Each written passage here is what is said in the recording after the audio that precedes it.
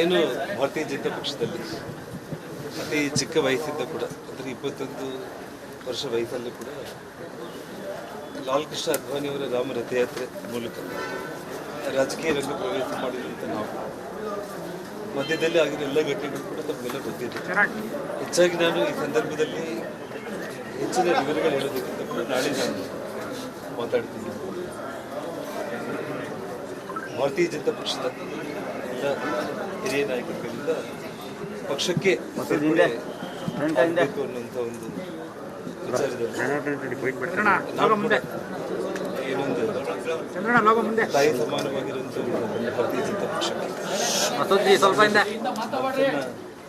ಮಾಡೋದಕ್ಕಿಂತ ಮುಂಚೆ ನನ್ನ ಜೊತೆಯಲ್ಲಿ ಎಲ್ಲ ಕಷ್ಟಗಳಲ್ಲಿ ಕೂಡ ನನ್ನ ಕಷ್ಟದ ದಿನಗಳಲ್ಲಿ ಕೂಡ ಇವತ್ತೇನು ಚಿತ್ರದುರ್ಗ, ಬಳ್ಳಾರಿ, ರಾಯಚೂರು, ಕೊಪ್ಪಳ, ಬಿಜಾಪುರ, ಗುಲ್ಬರ್ಗ ಈ ಎಲ್ಲ ಜಿಲ್ಲೆಗಳಲ್ಲಿ ಸುಮಾರು ನನ್ನ ಬಗ್ಗೆ ಅತ್ಯಂತ ಒಂದು ನಂಬಿಕೆ ವಿಶ್ವಾಸದಲ್ಲಿ ನನ್ನನ್ನು ಬೆಂಬಲಿಸಿ ನನ್ನ ಜೊತೆಯಲ್ಲಿ ಹೆಜ್ಜೆ ಹಾಕಿರುವಂಥ ಎಲ್ಲ ನನ್ನ ಕಲ್ಯಾಣ ರಾಜ್ಯ ಪ್ರಗತಿ ಪಕ್ಷದ ಕಾರ್ಯಕರ್ತರ ಒಂದು ಸಭೆಯನ್ನು ಕರೆದು ಅವರ ಅಭಿಪ್ರಾಯವನ್ನು ಕೂಡ ನಾನು ತಿಳ್ಕೊಂಡೆ. ನಾನು ಎಲ್ಲರೂ ಕೂಡ ಮುಕ್ತ ಕಂಠದಿಂದ ನಾನೇನು ತಗೊಳ್ಳುವಂಥ ಒಂದು ನಿರ್ಧಾರಕ್ಕೆ ಬೆಂಬಲವಾಗಿ ಏನೇ ಇರಲಿ ಕೂಡ ನಿಮ್ಮ ಜೊತೆಯಲ್ಲಿ ನಾವೆಲ್ಲರೂ ಕೂಡ ನಿಮ್ಮ ಹೆಜ್ಜೆಯಲ್ಲಿ ಹೆಜ್ಜೆ ಹಾಕಿ ಭಾರತೀಯ ಜನತಾ ಪಕ್ಷಕ್ಕೆ ಮರಳೋದಕ್ಕೆ ಎಲ್ಲರೂ ಕೂಡ ಅದಕ್ಕೆ ಒಪ್ಪಿಗೆಯನ್ನು ಸೂಚಿಸಿದ್ದಾರೆ.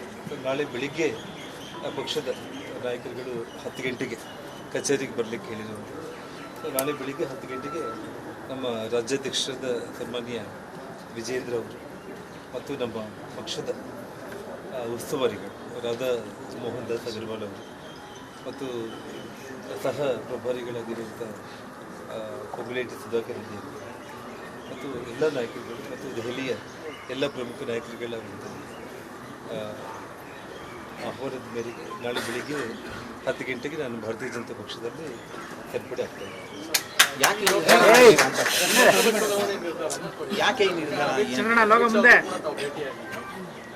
ವಿಷಯ ಏನಂತಂದರೆ ನನಗೆ ಬಾಹ್ಯ ಬೆಂಬಲವನ್ನು ಕೊಟ್ಟು ಪ್ರಚಾರ ಮಾಡಬೇಕು ಅನ್ನೋಂಥ ಒಂದು ವಿಚಾರ ಇದೆ. ಆದರೆ ಎಲ್ಲ ನಾಯಕರುಗಳು ಮತ್ತು ಎಲ್ಲ ನಮ್ಮ ಕಾರ್ಯಕರ್ತರ ಒಂದು ಅಭಿಪ್ರಾಯ ಕೂಡ ಇಲ್ಲಿ ಲೋಕಸಭಾ ಚುನಾವಣೆ ಅನ್ನುವಂಥ ಒಂದು ಪ್ರಶ್ನೆ ಇಲ್ಲಿ ಉದ್ಭವ ಆಗುತ್ತೆ. ಯಾಕೆಂದರೆ ಸ್ವತಃ ಭಾರತೀಯ ಜನತಾ ಪಕ್ಷ ಆ ಒಂದು ವಿಚಾರದಲ್ಲಿ ಬಂದಾಗ ರಕ್ತದ ಕಣಕಣದಲ್ಲಿ ಕೂಡ ಪಾರ್ಟಿ ಜೊತೆಗೆ ನಾನು ಮೊದಲೇ ತಮಗೆ ಹೇಳಿದೆ, ಭಾರತದ ಒಂದು ಸಮಗ್ರ ಒಂದು ಅಭಿವೃದ್ಧಿ ಆಗಿರ್ಬೋದು. ಇವತ್ತು ಇಡೀ ವಿಶ್ವದಲ್ಲೇ ಭಾರತವನ್ನು ವಿಶ್ವಗುರು ಅನ್ನುವಂಥ ಒಂದು ಖ್ಯಾತಿಗೆ ಕೊಂಡೊಯ್ಯುತ್ತ ನಮ್ಮ ಭಾರತ ಪ್ರಧಾನಮಂತ್ರಿಗಳಾದ ಸನ್ಮಾನ್ಯ ನರೇಂದ್ರ ಮೋದಿಜಿಯವರು ಮತ್ತು ಅಮಿತ್ ಶಾ ಅವರು ಅವರ ಪರಿಶ್ರಮದಿಂದ ಕಳೆದ 10 ವರ್ಷಗಳಲ್ಲಿ ಇಡೀ ವಿಶ್ವದಲ್ಲೇ ಇವತ್ತು ಭಾರತಕ್ಕೆ ಬಂದಿರುವಂಥ ಒಂದು ಒಳ್ಳೆಯ ಹೆಸರು, ಖ್ಯಾತಿ ಮತ್ತು ದೇಶದಲ್ಲಿ ಕಾಣ್ತಾ ಇರುವಂಥ ಒಂದು ಅಭಿವೃದ್ಧಿ ಮತ್ತು ದೇಶದಲ್ಲಿರುವಂಥ ಜನರು ಕೂಡ 3ನೇ ಬಾರಿ ಸನ್ಮಾನ್ಯ ನರೇಂದ್ರ ಮೋದಿಜಿಯವರನ್ನು ಪ್ರಧಾನಮಂತ್ರಿಗಳಾಗಿ ಮಾಡಬೇಕು ಅನ್ನೋಂಥ ಒಂದು ವಿಚಾರ ನಾನು ಈಗಾಗಲೇ ಸುಮಾರು 3 ತಿಂಗಳಿಂದನೇ ಮಾಧ್ಯಮದ ಸ್ನೇಹಿತರಿಗೆ ನಾನು ಹೇಳಿದ್ದೀನಿ. ನಾನು ಆ ವಿಚಾರದಲ್ಲಿ ನಾನು ಭಾರತೀಯ ಜನತಾ ಪಕ್ಷಕ್ಕೆ ನಾನು ಬೆಂಬಲವನ್ನು ಕೊಡ್ತೀನಿ ಅಂತೇಳಿ. ಆದರೆ ಪಕ್ಷದಲ್ಲೇ ಸೇರ್ಪಡೆ ಆಗೋದ್ರ ಮೂಲಕ ಒಬ್ಬ ಪಕ್ಷದಲ್ಲಿ ಸಾಮಾನ್ಯ ಕಾರ್ಯಕರ್ತನಾಗಿ ಮತ್ತೆ ಪಕ್ಷಕ್ಕೆ ದುಡಿಯುವಂಥ ಒಂದು ವಿಚಾರದಲ್ಲಿ ಎಲ್ಲ ಹಿರಿಯರ ಅಭಿಪ್ರಾಯ ಅವರ ಒಂದು ಮನವಿಯನ್ನು ಪುರಸ್ಕಾರ ಮಾಡಿ ನಾನು ಪಕ್ಷಕ್ಕೆ ನಾಳೆ ಸೇರ್ಪಡೆ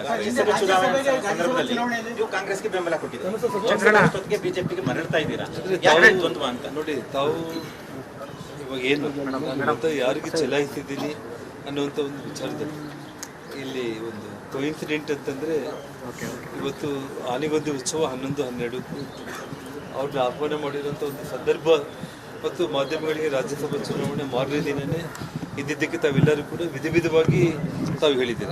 ಸೊ ಆ ವಿಚಾರದಲ್ಲಿ ನಾನು ಸ್ಪಷ್ಟವಾಗಿ ನನ್ನ ಆತ್ಮಸಾಕ್ಷಿಗೆ ನಾನು ಮತ ಚಲಾಯಿಸಿದ್ದೀನಿ ಅಂತೇಳಿ ನಾನು ಅವತ್ತು ಸ್ಪಷ್ಟವಾಗಿ ಹೇಳಿದ್ದೀನಿ. ಹಾಗಾಗಿ ಇಲ್ಲಿ ಯಾವುದೇ ಒಂದು ವಿಚಾರದಲ್ಲಿ ಕೂಡ ಸನ್ಮಾನ್ಯ ನರೇಂದ್ರ ಮೋದಿಜಿಯವರ ಪರವಾಗಿ ಇಡೀ ವಿಶ್ವನೇ ಭಾರತದಲ್ಲಿ ಮತ್ತೆ ಇನ್ನೊಮ್ಮೆ ಭಾರತೀಯ ಜನತಾ ಪಕ್ಷ ಗೆಲ್ಲಬೇಕು ಅನ್ನೋಂಥ ಒಂದು ವಿಚಾರ ಇಡೀ ಪ್ರಪಂಚದ ನಾಯಕರುಗಳು.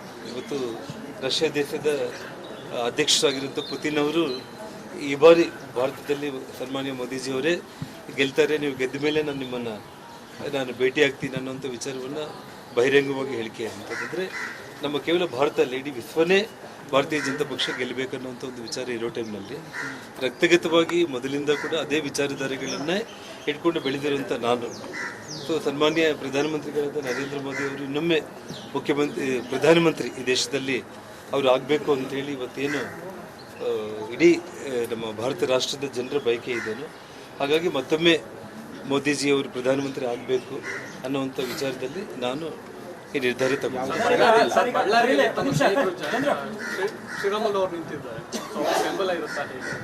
ನೋಡಿ, ಒಂದು ವಿಚಾರದಲ್ಲಿ ನಾನು ಬಳ್ಳಾರಿಯಿಂದ ದೂರ ಇದ್ದಿದ್ದಕ್ಕೆ ಮಾಧ್ಯಮಗಳಲ್ಲಿ ಸಾಕಷ್ಟು ಒಂದು ಚರ್ಚೆಗಳೆಲ್ಲ ಆಯಿತು. ಆದರೆ ಇವತ್ತು ಕೂಡ ನಾನು ಮೊದಲನೇ ದಿನ ಕಲ್ಯಾಣ ರಾಜ್ಯ ಪ್ರಗತಿ ಪಕ್ಷ ನಾನು ಘೋಷಣೆ ಮಾಡೋ ದಿವಸ ಕೂಡ ಹೇಳಿದೆ, ಸನ್ಮಾನ್ಯ ಯಡಿಯೂರಪ್ಪನವರು ಒಂದು ತಂದೆ ಸ್ಥಾನದಲ್ಲಿ ಅವರಿಗೆ ನಾನು ಇವತ್ತು ಗೌರವ ಕೊಡ್ತೇನೆ. ಅದೇ ಒಂದು ರೀತಿಯಲ್ಲಿ ಶ್ರೀರಾಮುಲು ಅವ್ರನ್ನ ಒಂದು ಮಗು ರೀತಿಯಲ್ಲಿ ನಾವು ಅವ್ರನ್ನ ಬೆಳೆಸಿರುವಂಥವ್ರು. ಹಾಗಾಗಿ ಎಲ್ಲಿ ಕೂಡ ಒಂದು ಭೇದ ಭಾವಗಳು ಅನ್ನೋದಾಗಲಿ ಡಿಫ್ರೆನ್ಸಸ್ ಅನ್ನೋದಾಗಲಿ ಯಾವುದೇ ಕಾರಣಕ್ಕೂ ಕೂಡ ಇದ್ದಿಲ್ಲ. ಅವತ್ತು ನಾನು ಹೇಳಿದೆ, ನಾನು ಪಕ್ಷ ರಚನೆ ಮಾಡುವಂಥ ಸಂದರ್ಭದಲ್ಲಿ ಕೂಡ ನಾನು ಶ್ರೀರಾಮುಲು ಅವ್ರನ್ನಾಗಿರ್ಬೋದು, ನನ್ನ ಸಹೋದರನಾಗಿರ್ಬೋದು, ಯಾರನ್ನು ಕೂಡ ನನ್ನ ಜೊತೆಯಲ್ಲಿ ಬರಬೇಕು ಅಂತ ನಾನು ಯಾರನ್ನೂ ಆಹ್ವಾನ ಮಾಡಿಲ್ಲ. ಇವತ್ತಿಲ್ಲಿ ತಾವು ನೋಡ್ತಾ ಇರುವಂಥ ಸಾವಿರಾರು ಕಾರ್ಯಕರ್ತರೆಲ್ಲರೂ ಕೂಡ ನನ್ನ ಮೇಲೆ ವಿಶ್ವಾಸದಿಂದ ಅವ್ರು ಬಂದಿರುವಂಥದ್ದು. ಅವ್ರಿಗೆ ವಿಶ್ವಾಸ ಇಲ್ಲ ಅಂತಲ್ಲ, ಯಾರನ್ನ ರಾಜಕೀಯವಾಗಿ ಅವರವರ ಅಭಿಪ್ರಾಯಗಳಿಗೆ ಅವರನ್ನೇ ನಾನು ಬಿಟ್ಟಿದ್ದೆ.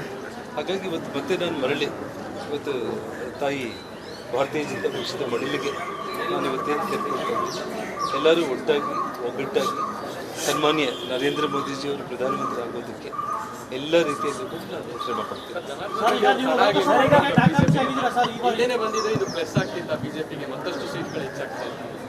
ನನ್ನ ಲೆಕ್ಕದಲ್ಲಿ ಈಗಾಗಲೇ ಜನರೆಲ್ಲರೂ ಕೂಡ ತೀರ್ಮಾನ ತಗೊಂಡಿದ್ದಾರೆ. ಭಾರತೀಯ ಜನತಾ ಪಕ್ಷ